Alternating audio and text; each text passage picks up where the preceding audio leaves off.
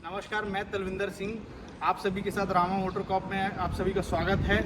आज मैं लाया हूँ 4830 मॉडल आप सबके सामने, जो कि 4825 का एक दूसरा वर्जन है।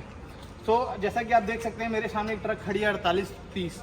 ये 4830 मॉडल जो है अभी नई टाटा मोटर्स ने इसे लॉन्च किया है। लॉन्च करने के बाद में हम इसके बारे में जानकारी आपको देना चाहते हैं। जैसे कि आप देख सकते हैं 48 का मतलब होता है कि 48 जो इसका वजन है, ग्रॉस वेट है इसका। देन उसके बाद में हम आते हैं 330 मतलब होता है इसका हॉर्स पावर, जो कि इसका 300 हॉर्स पावर होता है। जो सी जो यहाँ पर आप देख रहे हैं, सी जो है कमिस इंजन को इंडिकेट करता है। उसके बाद हम आते हैं टाटा के इस नए बम्पर पे। ये जो टाटा मोटर्स ने बम्पर निकाला है इसे हम सिग्नेचर बम्पर बोलते हैं। सिग्नेचर बम्पर जो है टाटा मोटर्स की तरफ से इसलिए निकाला गया है ताकि इस पे बम्पर पे एक नया वजन आ सके, नया हम इसे इंडिकेट कर सकें। उसके बाद आते हैं हम सेंटर पैनल पे। ये जो सेंटर पैनल दिया हुआ है आप देख सकते हैं, इसके अंदर में बहुत सारी चीज़ें दी गई हैं, इसे कवर किया गया है। और ये जो है हमारा जो लोगो दिख रहा है टाटा मोटर्स का, ये टाटा मोटर्स आते हैं इसके ABC एरिया पर। जैसा कि आप सभी देख सकते हैं यहाँ पर एक्सीलेटर, ब्रेक और क्लच जो यहाँ पर दिया हुआ है। इस पे एक मॉडिफिकेशन है जो कि क्रूज कंट्रोल के कारण दिया गया है। इसका एक सेंसर छोटा कर दिया गया है एक्सीलेटर का, और जो एक्सीलेटर है हमारा, अब यहाँ पर एक्सीलेटर जो है प्लास्टिक का दिया गया है। अब हम इसके आते हैं स्टीयरिंग की बात करते हैं। स्टीयरिंग जैसा कि आप सभी देख सकते हैं यहाँ पर जो स्टीयरिंग है नया, ये ZF और राणे का कॉम्बिनेशन बना करके स्टीयरिंग बॉक्स दिया गया है। और इसके बाद हम अगर जाते हैं इसके दूसरे पार्ट पर, तो ये जो टाटा मोटर्स पहले जो है टाटा की जो गाड़ियाँ आती थी उस पर आप देख सकते हैं कि यहाँ पर एक मड फ्लैप दिया जाता था, जो कि अब टाटा मोटर्स ने हटा दिया गया है। क्योंकि BS6 गाड़ियाँ जो है बहुत ही गर्म होती है, बहुत ही हीट होती हैं, तो उसके पर्पस के अकॉर्डिंग इसको मड फ्लैप को हटा दिया गया है ताकि वो कूलिंग बराबर हो सके। अब इसके बाद में अब हम इसके एक्सल पे आते हैं, सेकंड एक्सल पे। यहाँ पर आप सभी देख सकते हैं जैसे कि स्टीयरिंग सिलेंडर दिया जाता था, जो कि अब स्टीयरिंग सिलेंडर को हटा करके दोनों साइड में आर्म दे दिया गया है। इससे क्या हुआ है, इससे इस पे एक इफेक्ट ये पड़ा है गाड़ियों पे कि अब इसकी जो स्टीयरिंग जो टर्निंग की जो कैपेसिटी है वो टर्निंग कैपेसिटी बढ़ चुकी है। आइए अब हम आपको यहाँ पर दिखाते हैं हैंड प्राइमा। हैंड प्राइमा जो है वाटर सेपरेटर का काम करता है। यहाँ पर जो डीजल जो है आता है, यहाँ पर से वाटर सेपरेट होकर के फिर अपनी जगह पर जाता है। अब इसके हम टैंक के बारे में बात करते हैं। फ्यूल टैंक, ये जो फ्यूल टैंक है, ये इस फ्यूल टैंक का जो साइज है 365 लीटर का है, 365 लीटर की टैंक है। उसके बाद में इसमें एक सेंसर दिया गया है। इस सेंसर को हम फ्लीट एज बोलते हैं, जिस फ्लीट एज के माध्यम से हम इसको GPS के थ्रू इसका पता लगा सकते हैं, इसको ट्रैक कर सकते हैं। देन उसके बाद में हम आते हैं इसके लिफ्ट एक्सल पर। तो आप सभी देख सकते हैं कि लिफ्ट एक्सल का जो ब्रैकेट है, अब इस पर एक नया मॉडिफिकेशन किया गया है कि इसका जो है वेट बढ़ा दिया गया है, थोड़ा सा इसको मॉडिफाई किया गया है ताकि ब्रैकेट बार बार टूटे ना। जैसा कि आप देख सकते हैं इसके बाद में जो है आता है जो हमारा R2 एक्सल, जो कि यहाँ पर जो है TSU बेरिंग, इस पर नया मॉडिफिकेशन किया गया है, जो कि हमारे लिए बहुत अच्छी बात है टाटा मोटर्स के लिए। हम इसके लिए थैंक्स करना चाहेंगे टाटा मोटर्स को। देन इसके बाद में आप देख सकते हैं कि यहाँ पर एक लीफ स्प्रिंग लगी होती है जिसको हम कमानी बोलते हैं। ओके, तो कमानी पे अभी हमारे टाटा मोटर्स ने ये नया चेंजेस लाया है कि इसकी जो है स्ट्रेंथ बढ़ा दी गई है। पहले जो 4825 मॉडल आती थी, पहले की जो गाड़ियाँ आती थी हमारी टाटा की, उस पर क्या था कि हमारे जो पुराने मॉडल थे गाड़ियों के, उस पर ये हुआ करता था कि यहाँ पर जो लीफ स्प्रिंग्स हैं, ये जो पट्टे हैं, ये 10 की क्वांटिटी में आते थे। बट अब टाटा मोटर्स ने इस पर चेंजेस लाने का सोचा, और चेंजेस लाने के बाद में इस स्प्रिंग में, लीफ स्प्रिंग में 10 के जगह 7 पट्टे लगा दिए गए। उसके बाद में हम आते हैं डमी एक्सल पे। डमी एक्सल पे भी सेम वही चीज़ें हैं, इस पर भी कुछ चेंजेस नहीं है। इस पर भी जैसा कि मैंने आपको अभी बताया कि लीफ स्प्रिंग पे चेंजेस किया गया है।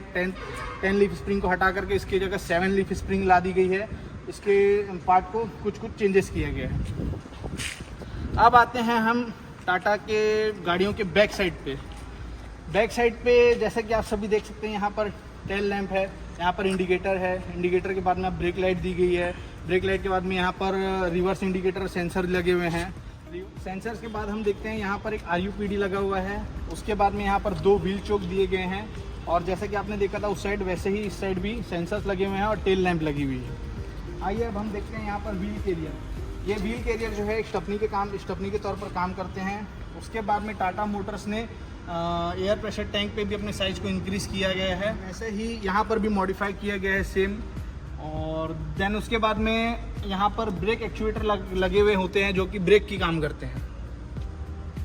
सेम इस पर भी TSU बेरिंग लगा हुआ है। इस एक्सल पे भी TSU बेरिंग लगा हुआ है। टाटा मोटर्स ने TSU बेरिंग लगा कर दिया गया है। उसके बाद में लीफ स्प्रिंग पे भी वही चेंजेस, सेम जैसी चेंजेस उस तरफ थी वैसे ही चेंजेस इस तरफ भी की गई। इसके बाद हम आते हैं इसके एक्सल पे, लिफ्ट एक्सल पे। लिफ्ट एक्सल पे भी जैसे मैंने आपको बताया उस तरफ जैसे चेंजेस थी वैसे ही चेंजेस इस पे भी की गई है। देन इसके बाद हम आते हैं इसकी प्रोपेलर शाफ्ट पे। प्रोपेलर शाफ्ट में भी इस पे उसी तरीके से जैसे कि पहले आप देखते थे कि 3 पार्ट में डिवाइड होकर के प्रोपेलर शाफ्ट आती थी, वैसे ही इस गाड़ी में भी 3 पार्ट में डिवाइड होकर के प्रोपेलर शाफ्ट आई। यूरिया का जो टैंक है इसकी कैपेसिटी 65 लीटर की है, 65 लीटर की।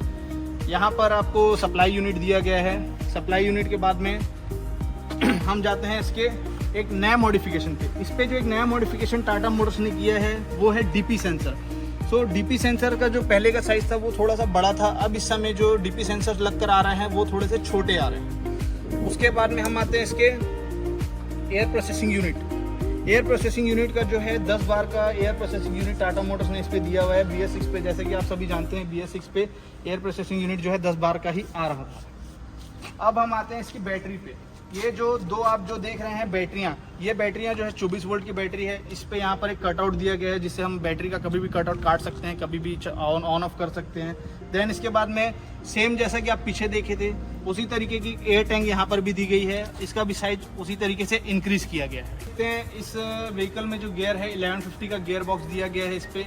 देन इसके बाद में इसकी जो क्लच असेंबली है वो 430 डाया की है और इसका जो इंजन का जो कैपेसिटी है वो 6.7 लीटर की कैपेसिटी है।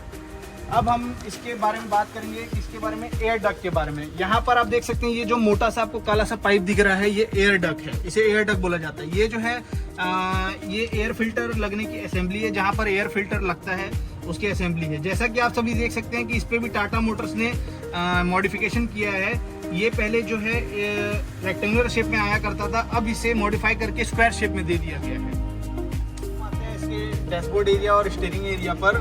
जैसा कि आप सभी देख सकते हैं कि इस समय टाटा मोटर्स ने इसके स्टीयरिंग पर जो पहले का स्टीयरिंग था उसके मुकाबले इस स्टीयरिंग पर नया मॉडिफिकेशन किया है। मॉडिफिकेशन इसके स्टीयरिंग के साथ साथ में इस पे एक नया क्रूज कंट्रोल, जैसे कि मैंने आपको एक्सीलेटर के पेडल पे बताया था, ये क्रूज कंट्रोल का एक स्विच दिया हुआ है यहाँ पर जिससे कि हम क्रूज कंट्रोल को यूज़ कर सकते हैं।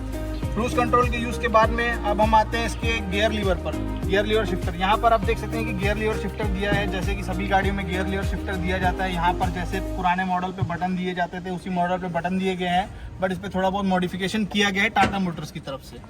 उसके बाद हम आते हैं इसके फ्यूज बॉक्स पे। फ्यूज बॉक्स जो है इसको छोटा किया गया है। फ्यूज बॉक्स इस समय जो है फ्यूज बॉक्स छोटा होकर के आया है। देन उसके बाद में हम आते हैं इसके सीट एरिया पर। सीट एरिया जैसे कि आप सभी देख सकते हैं कि सीट इसकी जो है एडजस्टेबल होती थी, उसी तरीके से ये सीट एडजस्टेबल सीट दी गई है। जैसा कि आप देख सकते हैं हमने अभी आपको 4830 के बारे में बताया है, इसकी जानकारी हमने पर्याप्त तरीके से दे दी है। और अगर आप अधिक जानकारी चाहते हैं तो आप हमारे चैनल यूट्यूब चैनल रामा मोटो कॉप पर कमेंट करके हमारे गाड़ी के बारे में जानकारी ले सकते हैं। और हम आशा करते हैं कि आप हमारे रामा मोटो कॉप प्राइवेट लिमिटेड चैनल को लाइक एंड सब्सक्राइब करेंगे और हमारा साथ देंगे। धन्यवाद, थैंक यू।